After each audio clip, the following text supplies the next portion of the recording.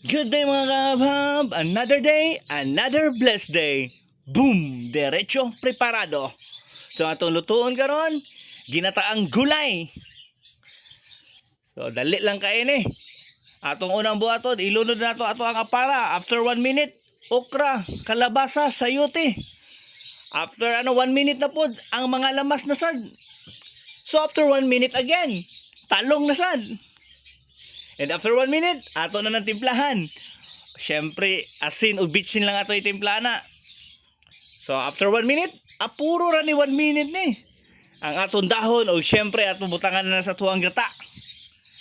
Sa ato na butangan og final nga timpla. So ato na ng pabukalan diya og mga usa ka minuto na pod. So after 1 minute, puro ra jud ni 1 minute ni. Ato na ibuta atong sikwa. Pagkauban sa sikwa, okay na ang tanan, ready na ang tanan, maghukad na ta kay gutom na. Always remember mga kahabs, tanang grasya gikan sa kaitasan, always natong pasalamatan. Habhab!